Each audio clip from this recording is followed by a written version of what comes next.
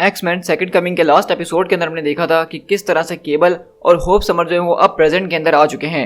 लेकिन हम देखते हैं कि यहाँ पे प्रेजेंट के आने के बाद इनके बहुत सारे दुश्मन जो है वो इनका इंतजार कर रहे होते हैं, जिन सबको यहाँ पे एक विलन लीड कर रहा होता है जिसका नाम बेस्टन होता है, जो कि फ्यूचर का एक सेंटिनल है और वो यहाँ पे खासकर इसीलिए आया है ताकि वो होप समर को यहाँ पे आके मिटा सके।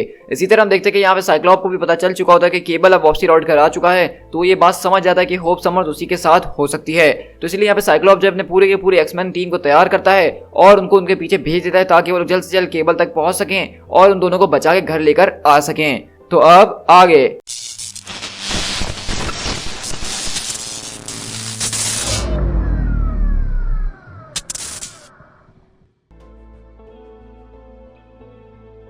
तो आज की हमारी जो बेसिकली कहानी होने वाली है वो अनकैनी एक्समैन का इशू नंबर 523 होने वाला है। अब एक्समैन के जो इवेंट्स होते हैं वो बेसिकली किसी एक पूरे के पूरे इवेंट के अंदर नहीं होते। जिस तरह सीज था और उसके 4 इश्यूज हमें देखने को मिल गए, जिस तरह सिविल वॉर थी उसके हमें 6 इश्यूज 8 इश्यूज देखने को एक साथ मिल गए। तो दरअसल ये सेकंड कमिंग का जो पूरा का पूरा इवेंट है ये अलग अलग एक्समैन के जो उस वक्त कॉमिक चल रहे थे उस टाइम के ऊपर, उन सब के अंदर एक एक इशू के अंदर एज अ इवेंट हमें दिखाया गया था। तो इससे पहले मैं अनकैनी एक्समैन के पिछले कुछ इश्यूज शेयर कर चुका हूँ आपके साथ जो कि नेशन एक्स वाले थे, तो अगर आपको याद होगा तो आप उससे ज्यादा कनेक्ट हो पाएंगे। लेकिन खैर आज हम अपनी स्टोरी को कंटिन्यू करते हैं जहाँ पे हम देखते हैं कि यहाँ पे होप समर बेसिकली एक मार्ट के अंदर खड़ी हुई होती है और यहाँ पे कुछ चीजों को देख रही होती है जैसा कि हर एक लड़की की आदत होती ही है। लेकिन इतनी देर में वहां से केबल आता और कहता है कि होप आखिरकार तुम कहाँ गुम हुई भी हो, कम ऑन होप तुम आखिरकार ये सब कर क्या रही हो, मैंने तुमसे कहा था कि हमें यहाँ से जाना होगा, चलो अभी के अभी डैम इट। तो वहीं से होप बोलती है कि ठीक है गॉड इतना तो गुस्सा करने की क्या जरूरत है। तो केबल बोलता है कि आखिरकार तुम यहाँ पे ऐसा क्या देख रही थी। तो वहीं से होप बोलती है कि जाने भी दो, वो इतना ज़्यादा इंपॉर्टेंट नहीं है। और हम देखते हैं कि बेसिकली वो यहाँ पे एक हेयर ब्यूटी सेट को देख रही होती है जो कि लड़कियों के बाल बनाने की चीज़ें वगैरह होती हैं। अब होप के लिए सारी की सारी चीज़ें बिल्कुल नहीं हैं। आपको याद होना चाहिए कि उसने 17 साल एक ऐसे फ्यूचर के अंदर गुजारे हैं जहाँ पे खाने को सिर्फ चूहे और सोने के लिए पत्थर मिलते थे। तो उसी तरह हम देखते हैं कि यहाँ से वो लोग बाहर निकलते और केबल बोलता है कि वो सब आखिरकार क्या था, तुम्हें मैंने ड्यूटी दी थी कि तुम्हें मेरे बैग को वॉच करना है, अगर हमारे ऊपर कोई आके अटैक कर देता तो हम क्या करते। तो वहीं से होप बोलती कि वो जगह बिल्कुल खाली थी, वहाँ पे कोई मौजूद नहीं था और वो जगह बिल्कुल साफ थी और मैं 1 मिनट के लिए यहाँ से वहाँ हो गई तो इसमें कोई बड़ी बात नहीं है। तो केबल बोलता है 1 सेकंड की बात नहीं बल्कि उससे ज्यादा की बात है, अगर तुम इसी तरह स्लॉपी होते रहोगी तो हम लोगों को कोई भी पागल बना के चले जाएगा। हम सिपाही हैं और सिपाही ऐसा नहीं करते हैं और तुम दोबारा ऐसा नहीं करोगी सोल्जर। ठीक है, अब क्या तुम मुझ पे सारी रात इसी चिल्लाने वाले हो या फिर हम यहाँ से आगे भी जाने वाले हैं, और वैसे भी मैंने कुछ सेब भी चुराए थे तो आखिरकार मुझे उसके भी पैसे देने होंगे। तो केबल बोलता है कि अभी मैंने चिल्लाना बंद नहीं करा है तुम्हारे ऊपर होप। तो होप बोलती कि मेरे ख्याल से अब मैंने शायद तुम्हें सुनना बंद कर दिया है। तो हम देख रहे हैं कि बेसिकली अब होप यहाँ पे ठीक उसी तरीके से एक्ट कर रही है जिस तरीके से एक टीनेजर करता है, यानी कि बहुत ज़्यादा चिड़चिड़ापन और उसको अपने मतलब की चीज़ ना मिले तो अपने बड़ों पे गुस्सा हो जाना। तो इसी तरह हम यहाँ से शिफ्ट होते हैं बेसिकली एक्समैन की टीम के पास जहाँ पे नाइट कॉलर और वुल्वरीन वगैरह मौजूद हैं। और नाइट कॉलर बोलता है कि मैंने तुमसे एक सवाल करा है लोगन, एक बहुत ही सिंपल स्ट्रेट फॉरवर्ड सवाल, क्या तुम मुझे उसका जवाब देने वाले हो कि नहीं। और इसी तरह हम देखते हैं कि वो आदमी जिसको लोगन पकड़ के खड़ा होता है वो कहता है कि प्लीज प्लीज प्लीज मैंने सब कुछ तुम्हें बता दिया कि वो लोग तुम्हें कैसे ट्रैक कर रहे हैं, प्लीज तुम्हें मुझे मारने की कोई जरूरत नहीं है। तो नाइट कॉलर बोलता है कि आखिरकार ये किसके बारे में बात कर रहा है, हम तो किसी को नहीं मारते, यहाँ पे ये सब चल क्या रहा है।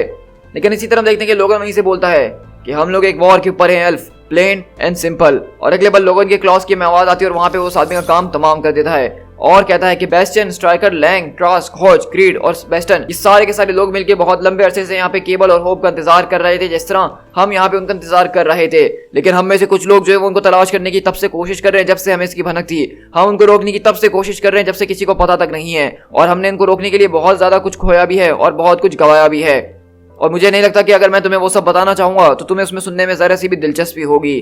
तो इसी तरह हम देख रहे हैं कि बेसिकली लोगन उनको ये बता रहा है कि ये लोग जो हैं इस पूरे के पूरे मसले के ऊपर बहुत ही लंबे अरसे से काम कर रहे हैं और एक्स फोर्स बनाने का मकसद यही था कि उन चीज़ों को पता किया जा सके जो खतरे होप के लिए हो सकते हैं आगे फ्यूचर में जाके। तो इसी तरह हम देखते हैं कि नाइट कॉलर बोलता है क्या मतलब, क्या इसके बारे में वो जानता था, स्कॉट समर्स ने तुम्हें क्या इस बात की परमिशन दी थी, क्या ये टीम उसी ने बनाई थी। तो उसी तरह देखते हैं कि वहां पे एकदम सन्नाटा हो जाता है।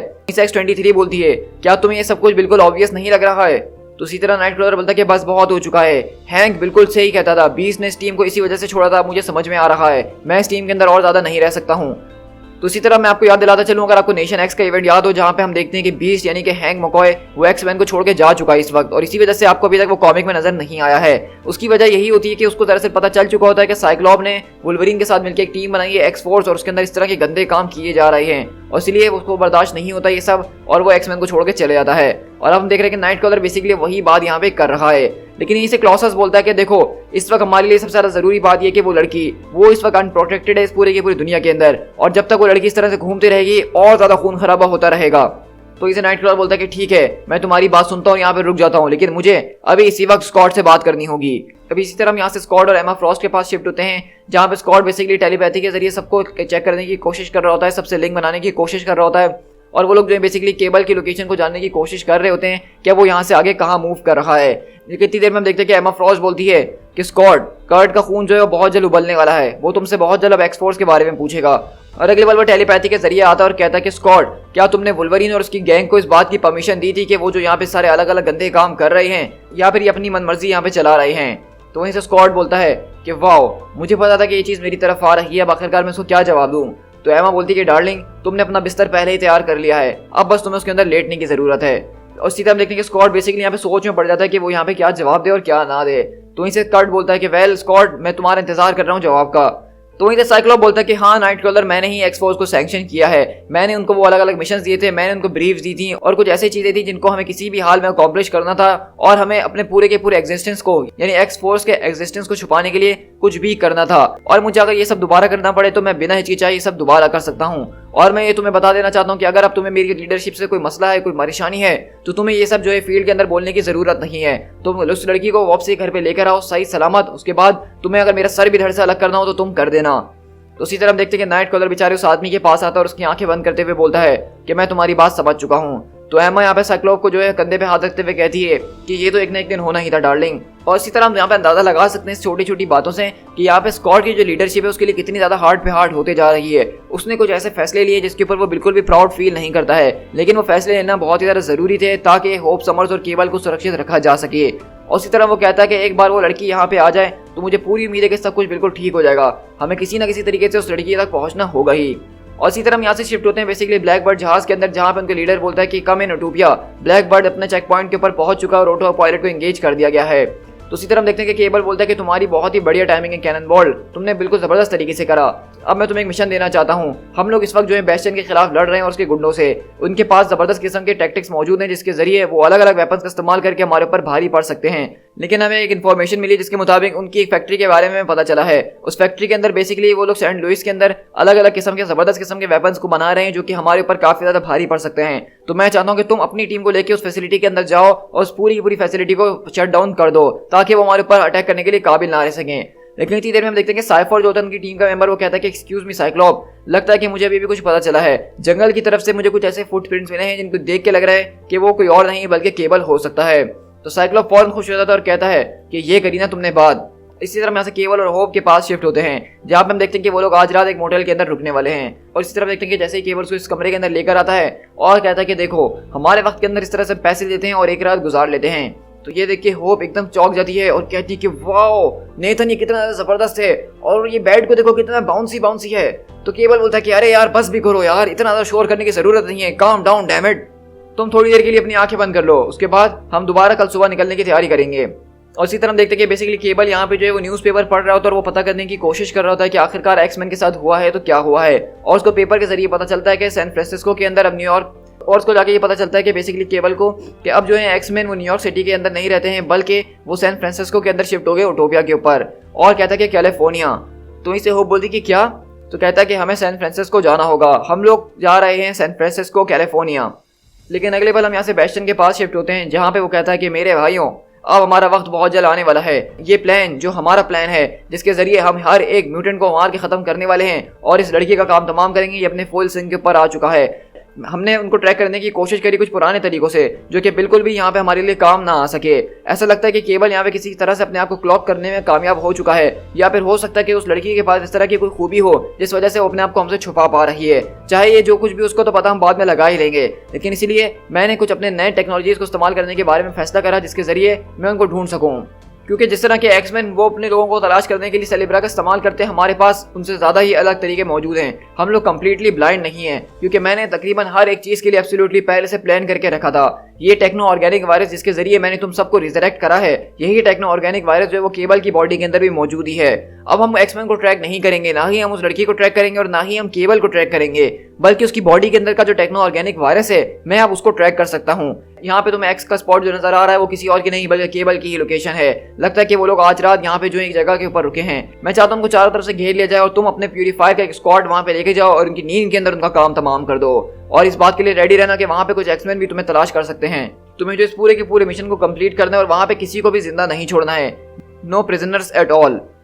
तो वहीं से हम देखते हैं कि वहाँ पे उनका एक मेंबर बोलता है कि बिल्कुल विद प्लेजर। तो उसी तरह हम देखते हैं कि वहीं से दूसरा मेंबर बोलता है कि बेस्टियन मुझे माफ करना, लेकिन मुझे नहीं लगता कि ये अपने स्क्वाड के साथ वहाँ पे जाके उनको हरा सकता है। क्या तुम्हें वाकई में लगता है कि ये सब इतना आसान होने वाला है?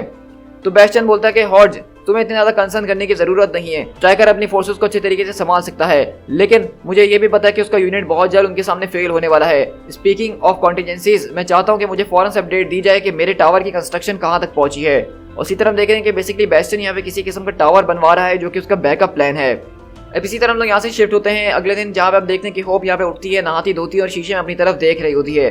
लेकिन वहीं से केवल आता और कहता है कि होप तुम्हें पता है ना कि मैं तुम्हारे ऊपर कल कुछ ज्यादा ही चिल्लाया था, तो मैं तुम्हारे लिए एक चीज लेकर आया हूँ। और अगली बार हम देखते हैं कि केवल यहाँ पे एक चीज लेकर आता है जिसको वो जब खोल के दिखाता है तो दरअसल ये वही हेयर ब्यूटी सेट होता है, जिसको देख के हम देखते हैं कि होप यहाँ पे बहुत ज्यादा खुश होती है। और अगले बार वो यहाँ पे तैयार होकर आती है अपने बाल बना के, क्लिप्स लगा के, और कहती है कि ये ब्रशेस जो है बेसिकली बेबीज के लिए थे। तो ये देख के केबल भी काफी ज्यादा खुश होता है उसको देख के। तो हम देख रहे हैं कि ये छोटी छोटी मूवमेंट्स यहाँ पे हमें दिखाई जा रही हैं केबल और होप के बीच, ये बहुत ही ज्यादा प्रेशियस हैं। अगर आप पिछले कुछ टाइम से एक्समैन कॉमिक को फॉलो कर रहे हैं तो आप बिल्कुल इसके साथ जुड़ सकते हैं। तो इसी तरह हम देखते हैं कि वो यहाँ पे पूछती है कि तुम आखिरकार यहाँ पे क्या करने की कोशिश कर रहे हो। तो वो कहता है कि मैं यहाँ पे एक तरह की मशीन बना रहा हूँ जिसके जरिए हम यहाँ पे आने वाले सारे सिग्नल्स को जैम कर सकें, क्योंकि मैं नहीं चाहता कि कोई भी हमें किसी भी तरीके से यहाँ पे ट्रैक कर रहे। लेकिन अगले पल हम देखते हैं कि जब वो यहाँ पे सारी बातें कर ही रहता है, अचानक केबल को कोई चीज सेंस होती है और कहता है कि ओ नो। तो अगले पल होप फौरन तैयार होती है और कहती है कि आखिरकार वो लोग कितने हैं और हमसे कितनी दूर हैं। तो केबल बाहर जाता और कहता है लगता है कि उन्होंने हमारे सारे के सारे डेटा को यहाँ पे बंद कर दिया है, उन्होंने यहाँ पे सारी टेलीफोन लाइंस वगैरह सब बंद कर दी हैं, और अगर मैं उनकी जगह होता तो मैं अगला लाइट्स को काटता। और इसी तरह हम देखते हैं कि अगले बार वहाँ की लाइट्स भी कट जाती हैं। और इसी तरह हम देखते हैं कि होप और केबल अपने अपने वेपन्स निकाल के तैयार होते हैं और कहता है कि फौरन तैयार हो जाओ, वो किसी भी वक्त यहाँ पे हमला कर सकते हैं। इसी तरह हम देखते हैं कि स्ट्राइकर यहाँ पे अपनी प्यूरीफायर्स के साथ यहाँ पे पहुंचता है और कहता है कि सारे के सारे ट्रैफिक आर्टरीज को काट दो, अब यहाँ से कोई गाड़ी गुजरनी नहीं चाहिए, यहाँ से कोई जिंदा बच के नहीं जाना चाहिए, और अगर यहाँ पे से कोई भी भागने की कोशिश करे तो उसको जान से मार डालेना, collateral damage in the name of the cause. तो उसी तरह हम देखते हैं कि यहाँ से साइफर बोलता है कि ओ मुझे लगता है कि मैंने उनको तलाश कर लिया है। साइक्लो बोलता है क्या तुम इस बारे में श्योर हो? तो कहता है कि बिल्कुल, 1.5 किलोमीटर तक एक डेड जोन बना दिया गया है जहाँ पे कोई भी डेटा कोई भी लाइट ट्रांसफर करके नहीं जा रही है। ऐसा लग रहा है कि उन लोगों ने उसको तलाश कर लिया और उन्होंने चारों तरफ से घेरा बना के उसको घेर लिया है, और उसके बीचों बीच एक मोटेल भी नजर आ रहा है। और इसी तरह हम देखते हैं कि एमा साइक्लोप को कनेक्ट करती है वुल्वरीन के साथ, और वो कहता है कि हमें उनकी लोकेशन मिल चुकी है, वो तकरीबन तुमसे 3 किलोमीटर की दूरी के ऊपर है तुम्हारी करंट लोकेशन से, वो एक तरह का मोटेल है। तो वहीं से लोगन बोलता है कि परवाह करने की जरूरत नहीं है स्लिम, तुमने हमें बता दिया, हम बहुत जल्द वहां पे पहुंच जाएंगे और उसको रोकने के लिए अपनी पूरी जान लगा देंगे। और इसी तरह हम देखते हैं कि लोगन अपनी टीम को लेकर वहां से आगे बढ़ता है। और इसी तरह हम देखते हैं कि यहाँ पे स्ट्राइकर ऑर्डर देता है the future of humankind is written tonight, आज हम सबको बदल के रखने वाले हैं। और इसी तरह हम देखते हैं कि केबल और होप यहाँ पे अपने हथियार तैयार करके खड़े होते हैं, और अगले पल जैसे वो दरवाजे पे आते हैं वहाँ पे शॉटगन से वो लोग अटैक करते हैं। और हम देखते हैं कि यहाँ पे जबरदस्त तरीके से केबल और होप काफी देर हमें ट्रेन नजर आ रहे हैं अब, और हम देखते हैं कि वो उनके ऊपर जबरदस्त तरीके से फॉर्मेशन बनाते हुए अटैक्स कर रहे होते हैं। वहीं पे केबल को दूर एक डीजल का टैंक दिखता है जिसके ऊपर वो शूट करके वहां पे आग लगाता है, और वहीं से स्ट्राइकर चिल्लाता है कि उनको किसी भी तरीके से फौरन मार गिराओ, वो लोग इस कमरे से बच के जिंदा नहीं जा सकते हैं। तो वहीं से केबल बोलता है कि हमें अलग अलग होना पड़ेगा वरना वो हम दोनों को एक साथ घेर सकते हैं। और इसी तरह हम देखते हैं कि केबल और होप वहां से अपने अपने हथियारों को लेकर जबरदस्त तरीके से यहाँ से बाहर निकलते हैं और उनके ऊपर धनाधन अटैक कर ही रहे होते हैं। लेकिन इतनी देर में हम देखते हैं कि वहां पे जो प्यूरीफायर्स होते हैं उनकी ये देख के फट चुकी होती है और वो अपने आप को संभालने की कोशिश कर ही रहे होते हैं, लेकिन पीछे से एक पोर्टल खुलता है और हम देखते हैं कि नाइट कलर वहां पे अपनी एंट्री मारता है।